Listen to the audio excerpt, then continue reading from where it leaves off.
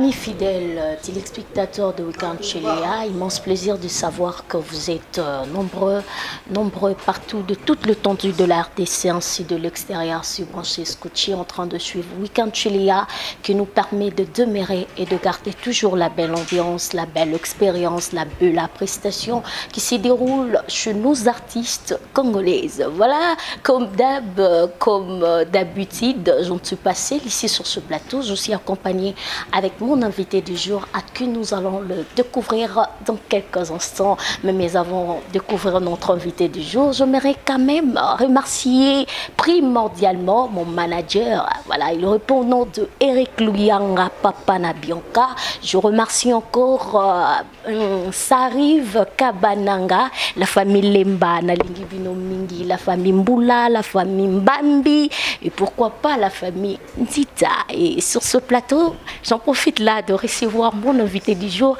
à qui je dis Aboué, frère José Nzita. Votre fille, tu es aussi aimé. Je vais bien et Dieu fait grâce, nous sommes là. Jour pour jour, Nzambazo Salabisongolo, vraiment le Seigneur est toujours là avec nous. Que Dieu soit loué et salut à vous tous qui nous suivez partout de l'internet et que Dieu vous bénisse. Merci frère José Nzita, nous avons le réel plaisir de vous rencontrer sur ce plateau de Weekend chez Léa. Voilà, rien que pour parler de cet album qui cartonne, qui basque, qui chapeaute sur le marché au nom de la résurrection. Pourquoi la résurrection? La résurrection, c'est vraiment évident. Nous avons des choses que parfois nous regrettons. Il y a quelqu'un peut-être à Botama, la chance, il était chanceux. Mais la minute où on dirait que les choses ne marchent plus comme il était avant, comme c'était avant. Alors il commence à se demander, mais moi j'étais chanceux, moi j'étais tout ça, moi j'étais, mais c'est parti où ces choses-là? Il y a nos grâces qui sont mortes en nous. Des grâces et bungi 4-4 nabiso, et koufi 4-4 nabiso. Il y a des choses dans nos familles que nous regrettons. Dans nos familles, les familles étaient aisées, ma famille est comme Kaboye, ma famille est comme Passi. Les gens pleurent, leur travail, leur tout ça, tout était mort.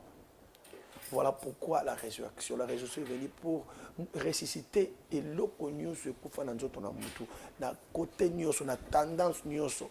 Yango na yeko ipsa bande ko talanga, même ceux qui sont en train de nous regarder, il y a des choses qui sont en train de regretter, qui ont perdu et bungeli ndenge nini. Le Seigneur est là. La Bible dit c'est lui qui ressuscite, c'est lui qui répare, c'est lui qui restaure. Voilà. Donc la restauration, ils appellent la résurrection parce que quelque chose est koufa, tant que restaurer, c'est que bazongi si en vie. Voilà. Merci frère José Nzita. Et titre et album Wanezwa qui wapipe na moment nini? Notre album est la révélation, qu'on appelle ça ngangwa, il y a juste à parler de la révélation parce que ayebi tango ozoloba la résurrection mutu nyonso afungola mato yeba c'est quoi ni nango linge c'est quoi parce que nouvelle ya kokufa et ça la passe mais nouvelle ya lycée quoi et puis ça ka sengo quelque chose qui était mort avant bat balelaka et kufi et ça sauté mais quand on dit il y a quelqu'un qui était mort là-bas mais qui est ressuscité et ça la ka sengo ya bat ça veut dire tout le monde est dans la joie attends akufa qui a sekui. Et là, on a ebenda même ne Lazare. Mais quand le Seigneur est venu à Sekoussier 4 jours après la mort, il a dit que la donc ça dit une nouvelle résurrection et l'équipe nouvelle à Kokufa. Kokufa tant que mais quelqu'un qui est mort, qui était mort et ressuscité et kobenga tabatum susu batiaka tembe baya kotala. Voilà pourquoi naïbsa ndeko moko awa bamona okala baki parape lui sauter mais sango ya résurrection et benda batu nyonso baya koluka sikoza na adresse no bakoye bango parce que bayoki sango ke osai nini osekwi. Merci frère José Ndita, paix à son âme la sœur Marie Missa Moembela biso la résurrection 1 2 3 et puis Azalate. Vite yoka l'album La résurrection de notre frère José Ndita et après quelques temps après évolution il y a album Toyoki frère José Nzita a publié qu'il ne plie à Koufi koyoka sango wana que ba publier yo tant que tu es encore vie oyambaki sango wana comment? Non mais ça là n'a pas sur le quoi à moto mais moi on a ko tuna nzambe la mais pourquoi ça? Parce que c'est Dieu qui permet toutes choses. So ba nzambe Bible zo sabiso to banga sango ya mabete. Ça y tango yende ngwana fona tala pourquoi le Seigneur a permis que sango ya. Est-ce qu'il y a-t-il un message derrière cette nouvelle? Voilà, parce que si je me comporte bien avec mon Seigneur et que parce que avant de prier, moi, de sortir à la maison, je me suis convenu avec mon Seigneur que je marche avec lui. Donc, sango ya mabe et sangelote. Il y a une affaire qui n'est pas Bible, mais le quoi on a profité et prévenir que tous ensemble. Je ne pense pas que ça est une mission fantôme. Ça, je ne pense pas. Merci frère José Ndita, nous allons essayer de comprendre l'album La Résurrection. Et bien, les bazolo ba 10 titres, Missou Bazo t'a donné 12 titres. Déjà 12 titres. 12 titres. Et Nakati Wano au Saliba collaboration avec artiste. Non. Nayembika moko juste leki nanga moko juste on a bimisaka moi nanga moko boy pe na pare na mingi yemba rappel quoi nga yende muto sali nanga juste moi featuring na nzembo moko moninga malamu to sali duo na ye à Paris muto. Parmi les chansons qui sont un album frère José Ndita, ils ont la chanson moko émettre au cœur oyo ezwa ki autant révélation nango et là qui au comment pe na moment nini. Non, mais nzembo nyonso wana nga nazoki on a ba circonstance attendre nzembo résurrection yo da na circonstance moko biso ba na nzambe tote ya makana maloba na ba fait zaidi olamuki na tongo tant sur les campo moko bokana ki yango te salama mais omoni yango na vie na yo ye tant na moni yango na ozonga sima na bi Seigneur pourquoi ça il faut na yeba poigner parce que alobi il ne fait rien sans avoir révélé à ses serviteurs ala ka biso mais so ke ye na mona ki yango te fona sanza mais nga olakisa ngate oyo ye ndengeni ça veut dire c'est très important konga koyeba ka comment pour nzambe tango sala makambo ko yeba asali yango ndengeni ni pourquoi sali bona boy. Donc je crois banzembo nyonso nga na koma léance na koma ngona ba circonstances ba circonstances nyonso na koma izala ba circonstances ya côté ya soit ya ko tombola soit ya isengo voilà Ba surprise ezanine na kati album.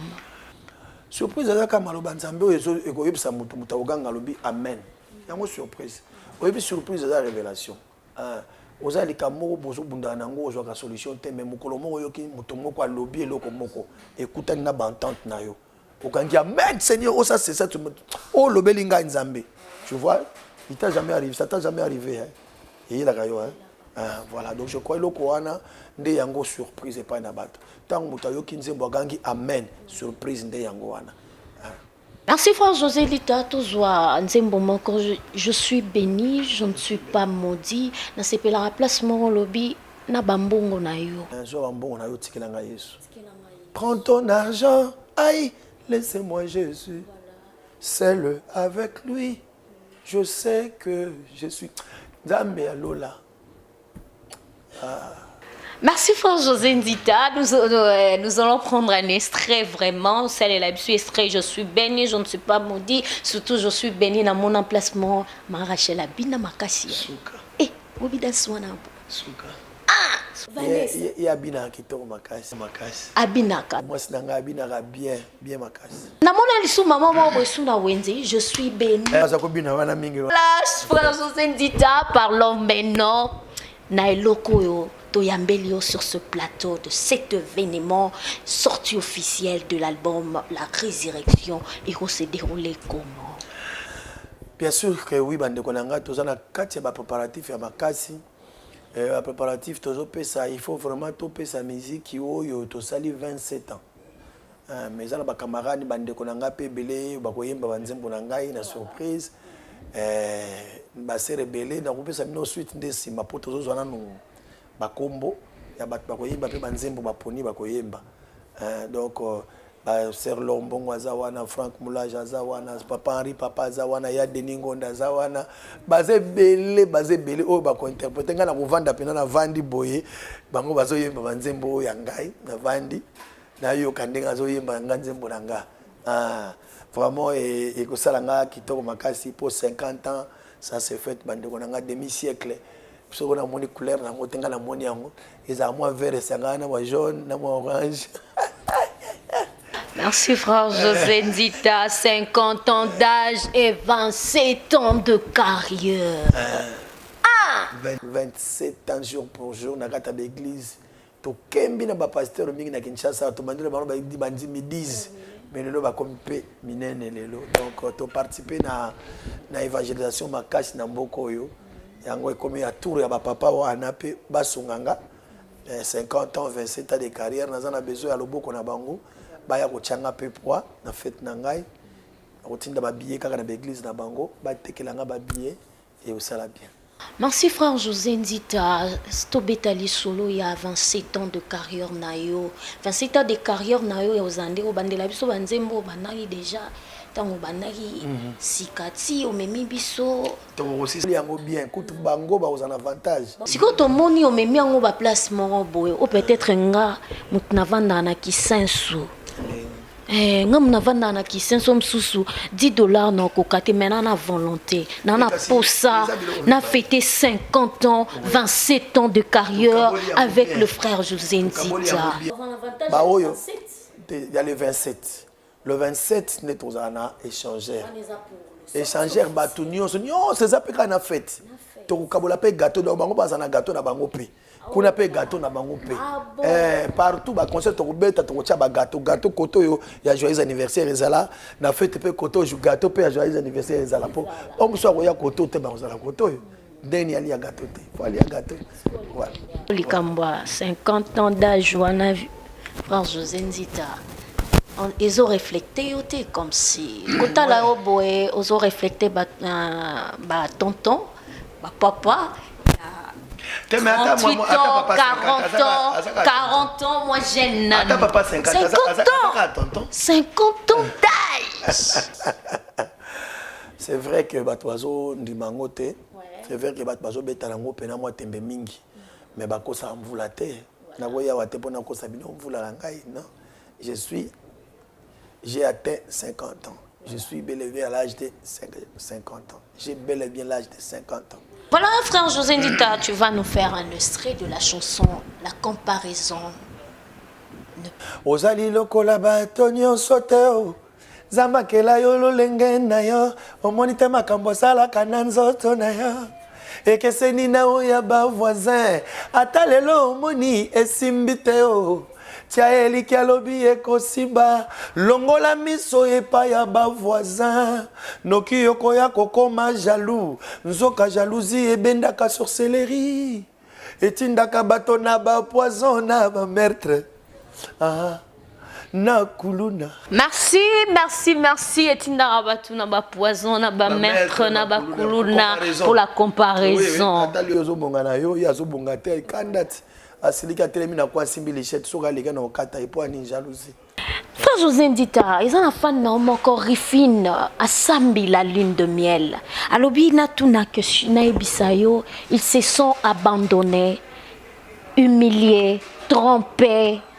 Donc, à comme ils se sentir même à Ibsinga Léonce na qui pose ça même na me la poison na kufananga parce que pasiele ki na mutema, sonyele ki na mutema. Batu nyonso bazo ya pembeni ya vie na ye rien que de désespoir. Non, bazo désespéré toujours. Pour na yo conseil ni no koki opesa. Refina Sambi la ligne de miel. Talanga la miso na ebisayo. Ezali mukolo moko Yesu. Pierre akena mai. Buto mobimba bazala kina bapete bayekoli bazo péché tina tongo bazwaki atanda kala moko te. Bamoni Yesu aye na butu te siko na moi po bakanga mbisi na butu. Ba vrai pécheur ba péchera na butu mais siko bakuta na Yesu na moi ba mbisi bakimaka. Ba mbisi bakimaka. Nde bakuta na Yesu Christ. Père Aïbissé, nous avons péché toute la nuit. Tos yeux le côté attendakala. Yesu Aïbissé, kota sunamai. Père Aïbissé, je crois sur ta parole. Sur ta parole, je crois, je vais jeter les filets. À côté, à bois qui filet, sur la parole de Jésus. Jésus Aïbissé avance en plein nom. Kota mwa mukena kata mai. Boaka. O mbisi azala pena pembeni pembeni ya mamatiti. Mais Yesu Aïbissé avance en plein nom. Kota na kati. Ah, Nzambe ya bomoyo. Pozwa biloko ya Nzambe, il faut kota en plein nom. Il faut kota na kati. Il faut kota na katikati ya mai. Pozwa biloko ya mutuya ya Nzambe. To mesana plus ko sa makambo biso moko sans consulter Dieu. Ba Pierre pe baloba ki Yesu azalaki te. Mais tango Yesu aye, nde Yesu apesi bango ordre bi bo boaka kota katikati ya mai. Dieu quand il vient dans ta vie, il donne la direction. Apesi na direction lobi ko boaka awate. Yesu apesi nyonso, formule nyonso.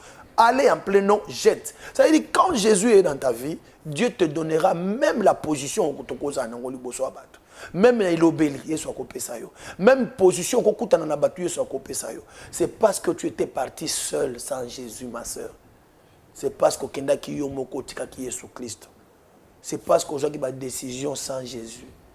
La Bible dit qu'il soit maudit. C'est lui qui fait ses projets sans consulter Dieu. Qu'il soit maudit. Yo salaki ba projet consultant Nzambe te mais na otindo na kombo Yesu lokola Yesu atinda Pierre avance en plein nom cherche Jésus luka plus avant joie décision au consulter Nzambe bien ba mbali bazoya mais mobali nyonso a mobali te prévenez ko yo vivre nango sali au passe mais maintenant avant de t'engager fuka manase loba na Nzambe na lingi na s'engager na yo pesanga yo moko misu ya komona pe na ndenge na kopona. Okomona léance à kozonga pour la deuxième fois cette fois-ci le Seigneur m'a béni parce que y a aucun de sous l'ordre ya Nzambe et au so Nzamba tindi et rataraté et choua répété.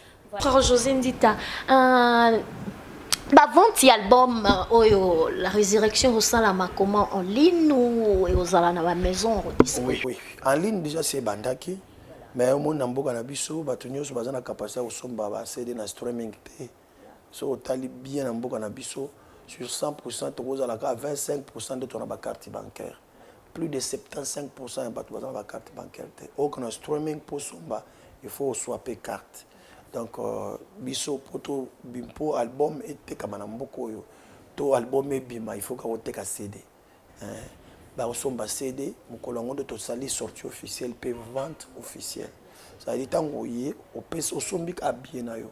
Biyo sobango 5 000 francs net na fikin tango kota na kati ya fikin avant que nous vende oleki na table mo ba pêche au CD oleki na table mo ba pêche au sucré nde ko vendre wana bonne fête na ngai ça veut dire 5 000 francs na tekeli bino CD te ya wala donc au fait na ngai eza nango fête na pesi bato ofele ça veut dire boye na bino kota la musique ofele quand tu na 5 000 moi je CD aujourd'hui sur un secret top te gâteau yo mema gâteau là on peut so ka sucré yo yaka na ba gâteau na on peut ba sucré ezala ebele yaka na gâteau pour top on a pesi la yaka pas hein bande bandaki tala mulai. Après ces événements frère José Ndita ozo contacter ko sala sous ba concert monsusu et ko se dérouler comment oui. En plein air de sala biso ba plateau na ba sala ozo ko sala ngo na mois de novembre décembre mais pour na octobre na okende Congo central. Bango pe ba bengi ngana ke sala 50 ans kuna. Oula. Na sala fête à 50 ans kuna. Kolonga Congo central. Lubumbashi ya bengi ngai. Na ke sala sous 50 ans kuna. Donc na ganti na ko fête ba fête à 50 ans na ba ville Missa Tomine.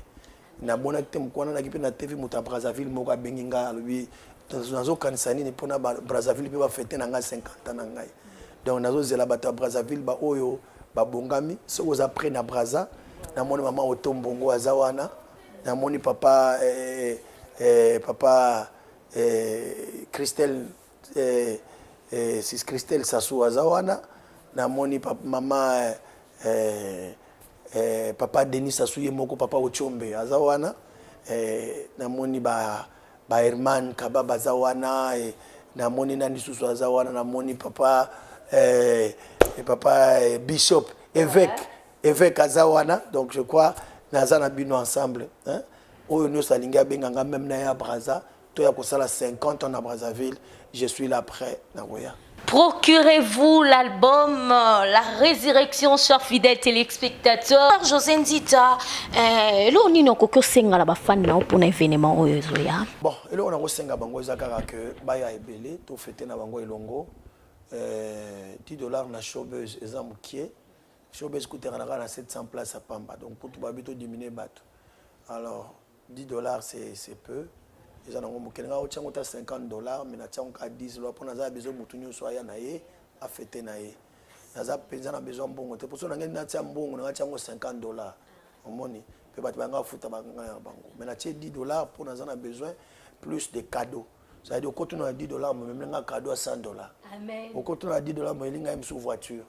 Voilà, donc je crois que ça bien pour nous permettre tout le monde à Zala. Kotoyo 5 000 francs Pamba. Mais na pesio CD, na pesio le sous na secret. Donc c'est au salé l'autre, au continue au faire les caca. Donc bande ko nyonso na besoin na bino ataba na classe 5 000 francs et ça grave. So ngo zo CD na ngai yaka au koti concert au fele, ba pesio CD na ni na secret. Merci frère José Ndita. Le rendez-vous est pris pour ce 27 à 14h. Voilà, à l'échangère 5 000 francs seulement. Donc tout y est belé. Venez nombreux, vraiment soutenir notre frère José Ndita pour la sortie officielle de l'album La Résurrection. Procurez cet album, chers fidèles téléspectateurs de Ukanchelia, et vous ne serez jamais déçus et plus bénis parce que les choses précieuses ne sont rien qu'auprès de Jésus. Amen. Et pourquoi pas cet album, La Résurrection. Je sais que Batoué Belé Baza, de loin, de partout, de l'extérieur de ce pays, par là je vois Sugar Best Jest, voilà, Sugar Best Jest, Kanasicre, tu es là, si quelque part, me suivre, donc l'album La Résurrection est à votre disposition. Et pourquoi pas Bravo Ananage, l'album La Résurrection, hein? Nalobali Sunani, Gelor Lofombo. Nabenga yo pelisu pour l'album La Résurrection, vraiment. Ah, chers fidèles téléspectateurs de Ukanchelia, l'album La Résurrection est là. Nalayebi que nous avons le pouvoir. C'est que nous parlons, c'est que nous disons, c'est transformé en or parce que nous avons la grâce. Et n'hésitez pas d'acheter cet album, de procurer cet album, de savourer cet album parce que Torozala Beni, Bisoba Nanzambe. Et pour le rendez-vous encore, en tout cas, Torozonga les Soussou. Et pas frère José Ndita, Poto Betali Sola les 4. Nous sommes là le 4, voilà, je remercie tous mes fidèles téléspectateurs qui m'ont suivi de loin, de partout. Frère José Ndita, un mot de la fin par rapport à ce que nous venons d'invoquer sur ce plateau. Le mot de la fin, c'est que Nazui et Révélation, moi, on a que un échangeur, mais échangeur Rango et Koukisi 50 ans. Donc, on a fêté double fête. C'est du meilleur. Tour échangeur, on a 50 ans. Oui. Nga moko pe na 50 ans. Donc na beti na 50 ans to fête mi balé na nga na échangeur. Voilà. Yango na ko sepela soki moyen ko kozala bande ko nyonso ya réseaux sociaux oyo balingaka ko zo ba émission nazo kana ko sala ba émission na kati échangeur wana na batu ya échangeur comme ça ba expliquer pe historique ya échangeur pourquoi fête za dio na biso na bina bango équipe échangeur ko zala wana yo moko poza invité donc to ko zala wana à chaque fois benginga to kozala siko na osala émission esika musuté plateau na ngai comme un échangeur pour tout travailler na bateau bazan échangeur.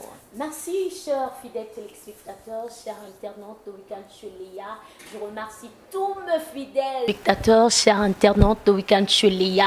Je remercie tous mes fidèles téléspectateurs qui nous ont suivis de loin, de partout. C'était là avec votre frère préféré que vous adorez, l'homme de Dieu qui sert Dieu. Donc, Katina namona mafuta. Qui pas namona ipakola minae akitsango panangai. Ça c'est logique. Chers fidèles téléspectateurs, je remercie en tout cas, je remercie Joël m'a privé, Joël Tumba. Je remercie encore ma cousine chérie Stéphanie Pemba et Lili Mbumba. Bana bayombe balobi mikunga na kati album oh frère José Ndita betite tokoma. Ba oya to betaka ya kalawana. Akude no situ kwendilange mama ndengide gunde kadengude kobanga te yaya mukolo wana na bengi église a CAC nyonso bana CAC bozozwa kuna déjà CAC bongolo CAC okisenso CAC lembagar donc bino tout bana sebeko bana CBC bana disciple na ebite bozozwa biloko na bino mikolo wana eza mena côté la montagne allemand ma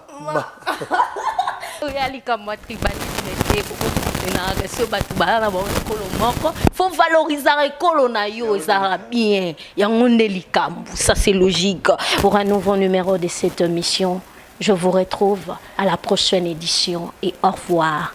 Bon week-end. Bye bye.